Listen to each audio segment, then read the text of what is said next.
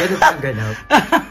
Akala mo Akala mo professional yung nagme-makeup. Ay, it's my pleasure na mini-makeupan ako ni GM ngayon. Oo, kasi siya yung pinakamagaling mag-makeup sa atin kasi siya yung may mas kailangan. Hindi kayo marunong mag-ayos sa sarili mo. Eh kasi hindi naman namin kailangan. Wala nang primer.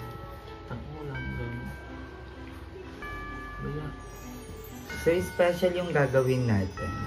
Magko-Q&A kasi ako.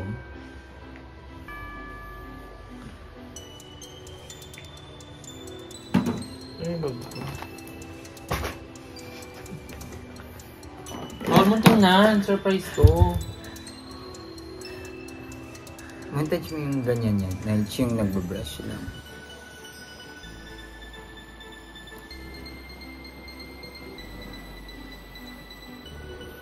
May dry patches ka sa gilid. Tingin sa taas. Ang galing ni GM sa mga mukha-mukha niya. Ba't naman nakatagilid ka? Sorry. Darna! Hindi ko tickets. Kasi sarili mo, di mo maalagaan. Pungkay ka ng pungkay sa iba, tas yung self mo, hindi mo mapungkay. Mas need kasi niya.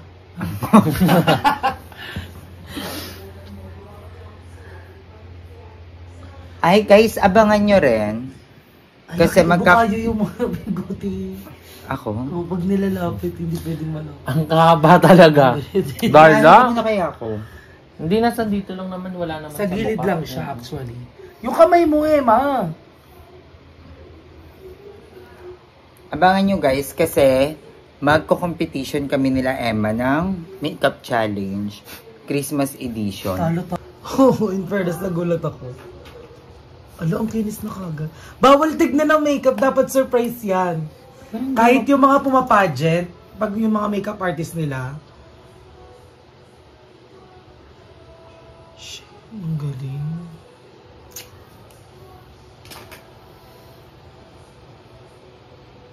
Dito ka naman na dito. Ibang angle naman. Kailangan ko lang banlawan yung brush nito after. Sobrang ganda ng makeup artist mo, Nige. Ay, kabog. Bakit? Dirty na yung Ganta? Kabog, ginamit mo na sa akin bago Yun nga, ginamit ko kaya babalawang ko na. So, hi mga Jai! Welcome to my life! And for today's video, dahil magki-Christmas na, pipilitin namin makapag-upload hanggang 25 para maipakita sa inyo ang vlogmas namin kung paano kami magpe-prepare hanggang 25. So ngayon, dahil maaga-aga pa, December 2 pa lang ngayon, is magko-Q&A muna tayo. At thank you sa Condesa family dahil nagkaroon tayo ng pa-Christmas tree and Christmas light. So, thank you so much din sa aking makeup, George Condesa, and thank you so much. Pwede niyo lang i-book! Pwede niyo siyang i-book sa mga... Pwede niyo siyang i-book pag gusto niyo ng mga parang gantong makeup lang, yung parang madalian, nananakit, ayan.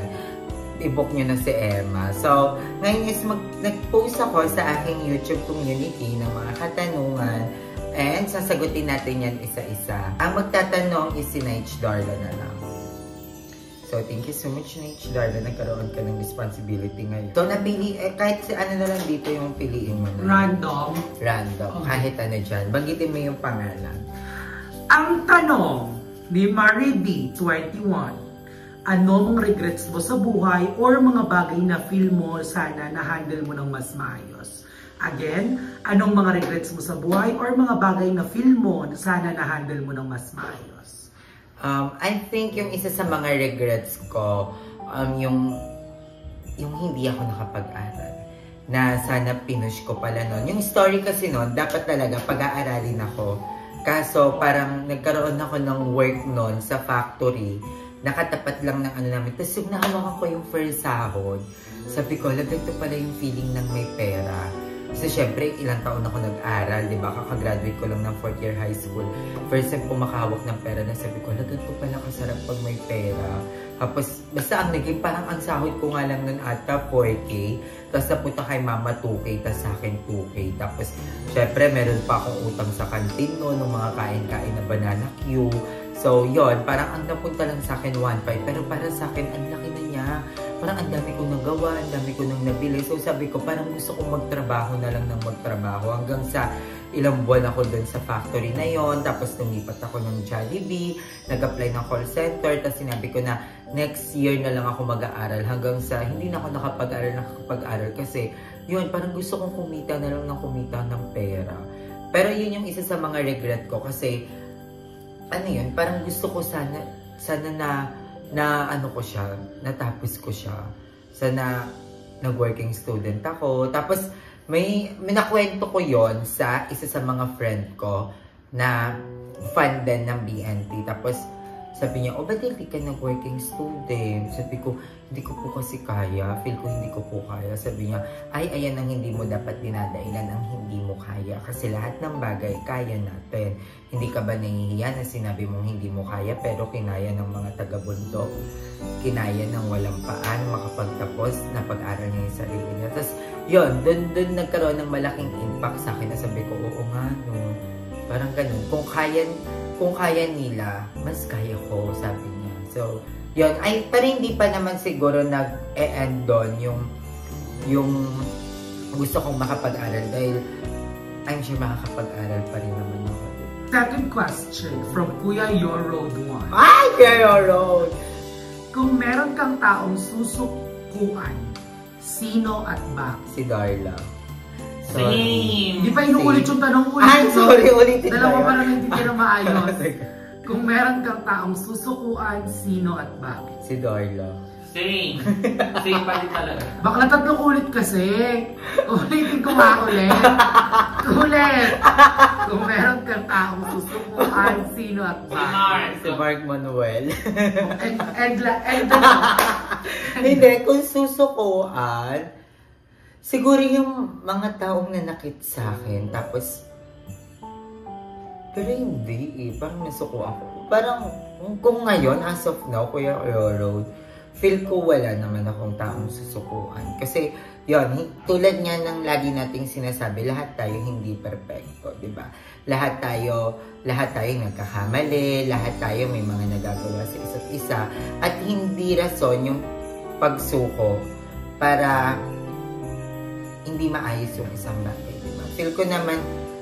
Feel ko kung may dapat akong sukuan in the future, yung taong mapasok sa buhay ko, tapos sasamantalahin lang ako. Samantalahin yung kahinaan ko. Gagamitin yung katawan mo. Yes, siya yung susukuan. Pero as of now, wala pa akong taong nasa isip ko na, feel ko, eto na, ayoko na sa kanya. Feel ko wala. Dati, si Mother Ethan, ayaw, pag nag-aaway kami, sila Madam, pero hindi sila worth it sukuan. Kasi, sobrang halaga nila sa buhay ko din, as of now. Si Mother Ethan, kailan lang namin yung nakilala, pero ang laking importansya niya na sa amin.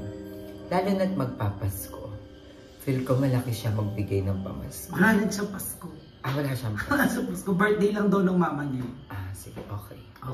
Alam Feel mo ko siya bakit? susukuan ko. Charis. Maganda tong tanong na to. Ano?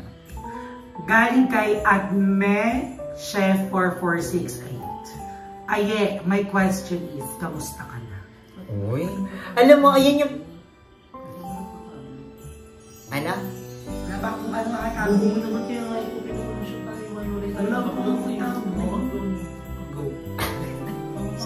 Hoy, ayan yung pinakasimpleng sagot. Pero I think ayan yung ang hirap sagutin ng totoo. 'Di ba? Maniniwala ba kayo pag sinabi kong hindi ako okay? Maniniwala ba yung iba na pag sinabi ko okay ako? 'Di ba? Parang ang hirap din yung sagutin. Pero ito yung totoo. Hindi ako okay this past few days. Feel ko lang. Hindi ko alam din kung ano. Kahit yung sarili ko, hindi alam kung ano sagot. Kung okay ba ako or hindi. Tingin ko hindi ako okay. Hindi pa ako okay. Parang, alam mo yon, parang may mga mali sa past. Tapos ngayon, napapatungan siya ng napapatungan. Ganon. So, I think hindi pa ako okay. Tingin ko, hindi pa ako okay. Okay. Pero masaya naman ako kasi pinipili ko maging masaya. Pero parang, at the end of the day talaga, malungkot. Okay, thank you. Ito ay tanong mula kay Rao Triple Ka 8022. Ang tanong niya, pakisama ito please. Compliment and give advice to your friends below. GM, Darla, Limuel, Madam, and Andrew. Magsimula tayo kay GM. Okay, kay GM, compliment muna. Yung compliment ko kay GM, sobrang matulungin yung tao. Sobrang maaasahan, sobrang saya kasama. Si GM yung tipong taklesa, pero alam mo yun, parang sobrang totoo niya sa mga friends niya. Wala dagdag points siya. Taklesa siya, pero maaasahan mo siya bilang kaibigan, di ba? Ako, si GM, ilang beses ko na rin yan parang hindi nakapansinan. Pero si GM yung tipong pag nakita mo sa personal, si GM pa din talaga siya, gano'n. Tsaka maburog. Tapos, mali, mabukbol. At saka yung isa pa sa mga compliment ko kay GM, parang pagkasama ko siya, talagang umaangat ako. Lumiliit yung mukha ko. Uy, hindi ako si ano. Maamo kasi yung mukha ni GM. Hindi ako si ano. Tapos ang advice ko kay GM, sana ipagpatuloy niyo yung pagbablog. Kasi sobrang galing ni GM. Guys, eto ha, si GM isa sa mga pinakamagaling sa amin mag-edit, mag-shoot. So, sana ituloy-tuloy niya to. And yun. Kasi magaling si GM, sayang. Next. Si Taray ng sayang. Ako'y nangihinayang. Next. Darla. Si Darla, ayan, lagi ko namang nasasabi na si Darla, isa na siya sa mga taong pinaka-importante din talaga sa akin. Si Darla na yung parang isa sa mga taong parang feel ko, hirap na akong bitawan, hirap na akong, parang basta mahihirapan siguro kapag hindi na kami friends ni Darla. And si Darla din, maaasahan, siya yung parang sumasalo sa likod ko sa lahat ng mga problems ko yan. Si Darla, isang tawag mo lang kay Darla, talagang nandyan siya to the rescue. Kaya sabi ko talaga, once na makabangon-bangon ako, isa talaga si Darla sa bibilang ko ng gold. Tapos ang advice ko, huwag kumain ng hotdog sa CR. Baka hotdog. Ang advice ko, sana galingan niya pa sa pagbablog. Si Darla kasi andun na yung sipag. Pero napapansin ko, parang, hindi naman sa ano, pero parang sana galingan pa, bigyan pa ng mas effort sa pag-edit. Yung gano'n. Pero yung sipag, andun na. Yung sipag, andun. Actually, okay lang yan kasi para makita yung ganito siya dati hanggang sa nag-i-improve, di ba? Para makita yung improvement, dapat meron ka munang hindi masyadong magaling. Di ba? Tama? Kasi hindi naman pwedeng improvement agad. Hindi, kumikita na kasi. Huwag ganon. Na 50K lang. Ito si Goyong to. Ito si Goyong lagi. Ay, di ba pala tapos? Ay, huwag na yung dalawa. Hindi ba pala tapos? May tatlo pa pala. Si Madam Ivan. Si Madam Ivan, ayun, ganun pa rin. Siya pa rin yung kahit ilang beses kaming mag-away siguro. Basta sabi kong si Madam Ivan yung isa sa mga taong nakikita ko, kasama ko hanggang sa pagtanda. Beses sabi kasi kami nag-aaway niya ni Madam Ivan lately. Feel ko parang nag-hormones din. Ata siya. Pero I think si Madam Ivan, hindi mawawala talaga sa akin na si Madam Ivan yung gusto kong makasama din hanggang pagtanda. And ang advice ko sa kanya, sana ilipat niya yung Camp Carla. Diba? Ilipat niya sa highway. Maglako-lako siya doon. And ang advice ko pa, sana mas galingan pa din ni Madam Ivan. Actually, yung sipag, andun na din kay Madam Ivan talaga. Kasi ang sipag ni Madam Ivan ngayon. And ang galing. So, yun lang. Next. Limuel. So, kay Limuel, ganun pa din. Siya pa rin yung, kasi ang tagal namin hindi nagkasama ni Limuel. Siya pa rin talaga yung Limuel na nakilala ko simula nung batang-bata pa kami. Hindi pa uso ang cellphone. Ayan. Si Limsi na talaga yung sobrang magpapagaan ng loob mo dahil sobrang nakakatawa siya. May sabihin man o wala, nakakatawa si Limsi. And si Limsi din yung talagang kaibigan na maaasahan. Diba? Sobra. As in terms of advice, financial, ayan si Limsi yan guys. Sobra. And ang advice ko kay Limsi, sana mas makita niya pa kung gaano siya kaganda. at kung gaano siya ka-worth it, kung gaano siya kamahal ng maraming tao. Kasi I know Lindsay is sad ngayon, and yun lang yung gusto kong makita niya, na siya si Limuel Huel, na sobrang galing sa lahat ng bagay, sobrang talented, sobrang mahal ng maraming tao, sobrang galing sa pagva-vlog. So, yun, sana makita niya yun para bumalik yung dating Lims. Andrew. Kay Andrew, ayun, si Andrew yung sobrang nakakatawa talaga sa lahat ng mga bayot. Siya yung tipong pagkasama mo, siya yung bangka na magbibigay talaga ng sobrang good vibes sa circle of friends namin. And si Andrew yung bunso na sobrang mapagmahal. Kasi sa amin si GM yung bunso, pero si Andrew yung nagiging parang bunso namin. Pero siya yung sobrang basta mapagmahal sa aming lahat. And ang advice ko kay Andrew, may time pa siya mag-isip. siguro ibalik niyo yung dating Andrew. Kasi may ganun kasi si Andrew may time siya na yung galing niya nawawala. Yung basta meron siyang ganon. Kasi iba yung humor talaga ni Andrew. Iba yung humor ni Andrew. Tapos may times yun na nawawala. And sana niya yun, ma-maintain, gano'n. Kasi sobrang galing ni Andrew. Sobrang galing niya. And sa pagbablog din, yun, nandun na yung sipag ni Andrew. Pero sana, yun nga, sana ma-maintain niya yung kung ano yung Andrew na minahal ng marami. Alright. I think ito na yung last question natin for today. Last na yan! Ang dami nagtalong! Ay, madami ba? Oo. Ito ay mula kay Hehe UL2HP. Nakakaiyak, pero maganda kasi ito kung sasagutin mo. Ano ang gusto mong sabihin sa mama at papa mo kung meron kang chance makausap sila in 5 minutes? Ako kasi hindi ko pa sila nakakausap kahit sa panaginip. And kung makakausap ko sila, gusto ko lang sabihin sa kanila kung ano na yung nangyayari sa akin ngayon. Kasi, ewan ko, sila mama at si papa yung tipong kakampi ko sa lahat. Sila yung kahit hindi ako magaling, para sa kanila ako yung pinakamagaling. Kaya gusto ko sila ulit makausap kasi gusto ko magkaroon ng taong susuporta ulit sa akin na magsasabi sa akin na kaya ko yan, na ikaw yung magaling. Kasi parang never nila ako nakitaan ng kahinaan. Never, kahit alam mo yung parang obvious na yung time na nabash ako, yung sobrang nabash ako. Alam mo, sinabi lang nila sa akin, hindi ka lang naman sa pag-vlog magaling. Hindi, magaling ka din naman magluto kasi nag-Jollibee nga ako. Kaya masipag ka naman. Feel ko baka hindi lang pagpa-vlog yung pwede sa'yo. Sabi niya, kasi parang nasasaktan na din sila nung time na sobrang nababash na ako. And gusto ko sila kausapin na malapit na matapos yung bahay, na mama yung blessing, tapos na yung blessing, and babalik kami ni Archie sa pag-aaral. Gusto ko makita kung gaano sila ka-proud. Gusto ko makita na nasasabihin nila sa akin na sige, ituloy niyo yung pag-aaral. Yung ganun, gusto ko ulit sila makakwentuhan. As in, lalo na si Papa.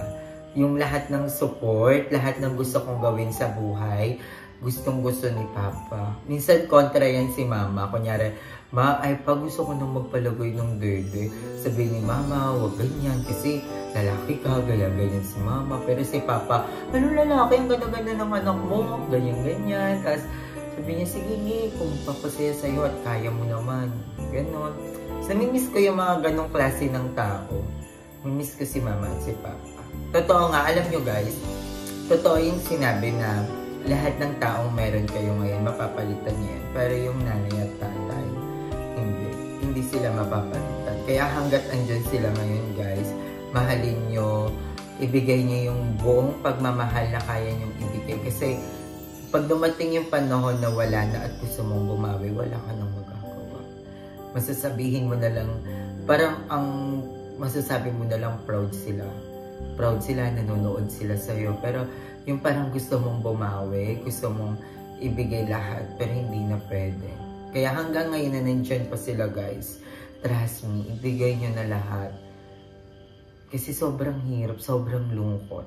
Pag yung tipong meron kang blessing na dumating, gusto mong gasusin sa kanila, pero hindi na. So, yun. Ito ay personal question na. Sa mga kaibigan mo, kung may ibibigay ka sa kanilang regalo, ano yun? Ako muna, kung gusto kong may ibibigay muna sa akin. Huli sa'yo eh. Ang ano yun? Huli dapat yun. Huli ba yun? Huli ba yun? Sige. Pinali yung iyo. Ako, kung may ibibigay akong regalo sa kanila, siguro, sa mga bakala, parang gusto ko silang regaluan ng tig-isang camera para gumanda yung pag-vlog nila. Tsaka, maganda din kasi talaga yung, maganda yung vlog pag maganda yung quality. And yun, gusto kong bigyan sila ng vlogging equipments at saka siguro time. Kasi yun yung pinakamahal sa lahat, oras ng isang tao. Yun yung feel ko kaya kong i-regalo sa kanila araw-araw. Yung oras ko. Tsaka magandang thumbnail. Charis. So, ayun, yun lang. And ako naman. At ikaw naman, kung may matatanggap kang regalo, kung meron kang gustong regalo ngayong Pasko, ano yun? At bakit mo siya gusto? Ako kung may matatanggap akong regalo, siguro yun din. Feel ko yun na lang din yung regalo natin sa isa't isa, vlogging equipments. Charis. Pero siguro kung may matatanggap akong regalo, ano ba?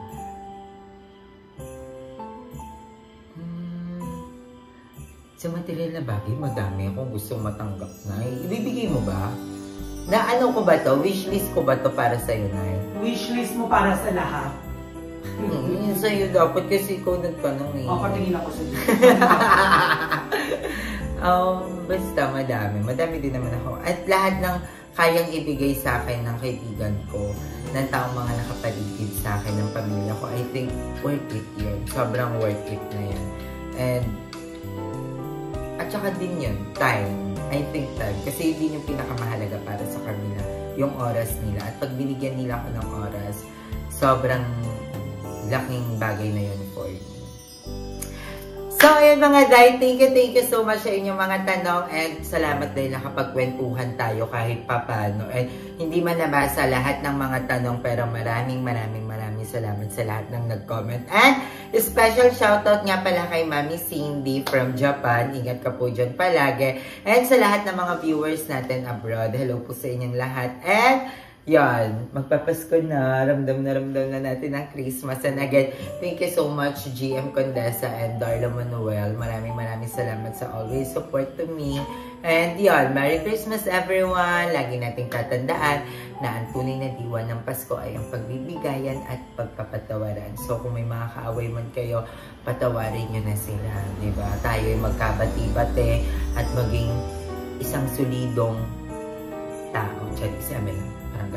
So, thank you so much mga Day. I love you all so much. Ay, kung may gusto kong matanggap, Nay, pala ngayong Pasko. Ano? Yo, Charis.